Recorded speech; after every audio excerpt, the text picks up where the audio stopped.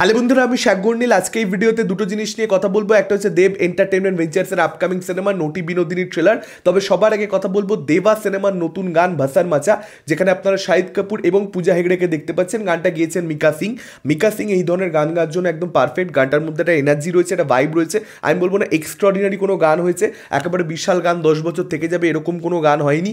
গানটা আমি আলাদা করে খুব যে শুনতে যাব তা নয়, তবে হ্যাঁ যখন শুনছি তখন গানটার মধ্যে একটা ক্যাচি ব্যাপার রয়েছে, একটা রিদম রয়েছে, এমনি শুনতে ঠিকঠাক লাগছে, ডিসেন্ট একটা গান হয়েছে। কিন্তু শাহিদের পারফরমেন্স এক্সট্রাঅর্ডিনারি। মানে আমরা যখন টিজারের মধ্যে এই গানটা সামান্য কিছু ঝলক দেখতে পেয়েছিলাম তখনই পরিষ্কার হয়ে গেছিল শাহিদ জাস্ট পারফরমেন্স দিয়ে মানে জাস্ট তার এনার্জি লেভেল দিয়ে উড়িয়ে দেবে, মানে হেভি নাচবে, এবং ঠিক সেই জিনিসটাই হয়েছে। এই গানটার ভিডিওটা ইউটিউবে আপনারা জাস্ট একবার খুলে দেখুন শাহিদ কি করেছে। গানটার মধ্যে আগুন লাগিয়ে দিয়েছে, মানে যা নেচেছে না সে ভাই অন্য লেভেলে। শাহিদ বেসিক্যালি ক্রেজি ডান্সিং করেছে, ক্রেজি, মানে যেভাবে তার হাত পা মুভ করছে, একজন ভীষণ ভালো ডান্সার শাহিদ কাপুর। এটা প্রত্যেকের পক্ষে মানে প্রচণ্ড ফিটনেস তো দরকার ছেড়ে দিন, এবং এনার্জি লেভেল মানে জাস্ট অন্য লিগের হওয়া দরকার। আদারওয়াইজ এরকম পারফরমেন্স মানে শাহিদকে এই গানটার মধ্যে আমরা ঋত্বিক রোশনের কথা বলি, আমরা টাইগার শ্রফের কথা বলি, শাহিদের কথা আমরা বলি ডেফিনেটলি যখন যখন সে ডান্স করে, সবসময় বলি না, কারণ শাহিদ কিন্তু সব ছবিতে ডান্স করে সেরকম ব্যাপার নয়। কিছু ছবিতে সে ডান্স করে, কিছু ছবিতে আবার সে ডান্স করে না। অ্যাকচুয়ালি লাস্ট যে ছবিটা তেরি বাতোঁ মে আছে উলঝে জিয়া শাহিদের, সেই ছবিতে বহু বছর বাদে শাহিদ ডান্স করেছে, সেখানেও তার পারফরমেন্স ভালো ছিল। কিন্তু এখানে মানে ওখানে তো ক্যারেক্টারটা অন্যরকম ছিল, এখানে ক্যারেক্টারও সেরকম পেয়েছে, যে কারণে যে ক্রেজি ডান্সিংটা শাহিদ করছে ভাই দুর্দান্ত লাগছে, দুর্দান্ত লাগছে। এবং এই গানটাকে নিয়ে কতটা রিলস হয়, কতটা ভাইরাল হয় সেটা দেখবার মতন ব্যাপার হবে।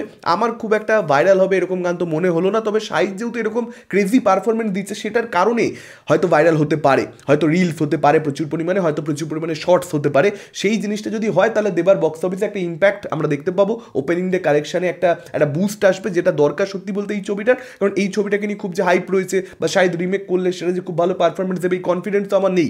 জার্সি ছবিটা ভীষণ ভালো একটা রিমেক ছিল, কিন্তু তা সত্ত্বেও ছবিটা পারফর্ম করেনি, কারণ নানির ছবিটা প্রত্যেকের দেখা, এখন এটার অরিজিনালটা প্রত্যেকের যে দেখা সেরকম ব্যাপার নয়। ফলত টিজারটা যেহেতু ইম্প্যাক্টফুল হয়েছে, ট্রেলারটা যদি ভালো হয় এর পরবর্তীতে ইম্প্যাক্টফুল হয়, এই গানটা যদি একটু রিলস টিলস হয় বা যদি অন্য কোনো গান থাকে আরও ছবির মধ্যে, সেক্ষেত্রে কিন্তু এই ছবিটার ডিসেন্ট ওপেনিং লাগতেও পারে।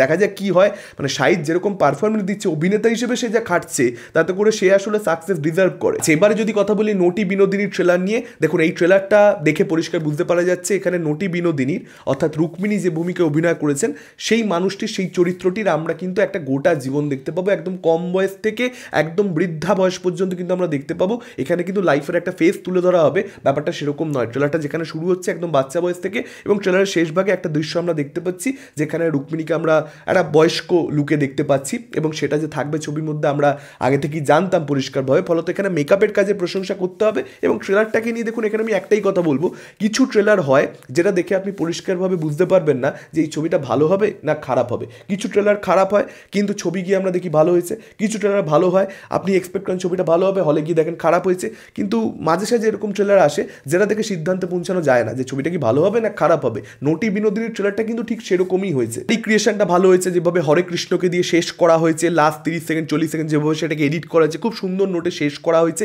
ইনফ্যাক্ট এখানে রুক্মিণীর পারফরমেন্সের কথা আমি বলবো, একটা পার্টিকুলার দৃশ্য যেখানে কৌশিক গাঙ্গুলির পায়ের সামনে সে বসে রয়েছে, সেখানে যেহেতু কম বয়স বিনোদিনী, যে কারণে তার মধ্যে একটা চাঞ্চল্য, একটা সারল্য কিন্তু দেখতে পাওয়া যাচ্ছে, সেটা ভালো। তবে রুক্মিণীর ডায়লগ ডেলিভারির মধ্যে সমস্যা রয়েছে, মানে ডায়লগ ডেলিভারির মধ্যে সমস্যা ইন দ্য সেন্স নটি বিনোদিনী যেরকম সেই অনুযায়ী, যেহেতু এখানে চরিত্রটা নটি বিনোদিনী, সেই অনুযায়ী ডায়লগ ডেলিভারিটা পারফেক্ট ফিট মনে হচ্ছে না। মানে কোথাও একটা সেটার মধ্যে এত বেশি মডার্ন এবং এত বেশি সেটার মধ্যে একটা আরবান ব্যাপার রয়েছে যেটা নটি বিনোদিনীর সঙ্গে সামহাউ যাচ্ছে বলে অন্ততপক্ষে আমার মনে হয়নি। এবং সেটা সামান্য কিছু জায়গাতেই মনে হয়েছে। যেমন আমি একটা ডায়লগের কথা এখানে বলবো, যে মার্জনা করবেন গুরুদেব, একবারই গুরু দক্ষিণা হয়, এরকম একটা সংলাপ রয়েছে।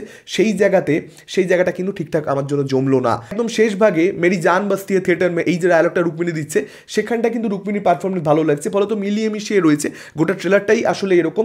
তবে গিরিশ ঘোষের ভূমিকায় কৌশিক গাঙ্গুলি আমার কিন্তু খুব একটা ভালো লাগেনি। কৌশিক গাঙ্গুলি একজন ভীষণ ভালো অভিনেতা, কিন্তু ট্রেলারের মধ্যে তাই কিন্তু আমার খুব একটা ভালো গিরিশ ঘোষ হিসেবে কিন্তু লাগেনি। কারণ হিরালাল ছবিটা তো আমি দেখে ফেলেছি, এবং সেখানে কিন্তু খরাজবাবু গিরিশ ঘোষের ভূমিকাতে এক্সট্রাঅর্ডিনারি একটা পারফরমেন্স দিয়েছিলেন। মানে ছবিতে বেস্ট পারফরমেন্স অ্যাকচুয়ালি তার ছিল এবং কিঞ্জল নন্দর ছিল, কিন্তু কিঞ্জল নন্দর তো স্ক্রিন টাইম প্রচুর বেশি, তার স্ক্রিন টাইম কম, কিন্তু সে একটা আধা সিনে এসে ফাটিয়ে দিয়েছিল। ফলত এখানে কিন্তু আমার অতটা বেশি কনভিন্সিং কৌশিক গাঙ্গুলিকে দেখে মানে গিরিশ ঘোষ মনে হচ্ছে না। তো সেটা কোথাও একটা সমস্যা। দেখা যাক, ছবির মধ্যে খুব ভালো ভালো অ্যাক্টার্স রয়েছে, হয়তো কৌশিক গাঙ্গুলিকে ছবিতে প্রচণ্ড ভালো লাগবে, তিনি একজন দুর্দান্ত অভিনেতা, সে তো আর বলার অপেক্ষা রাখে না। বেঙ্গলের 5 জন ভালো অ্যাক্টারের মধ্যে তিনি একজন বলা যেতে পারে।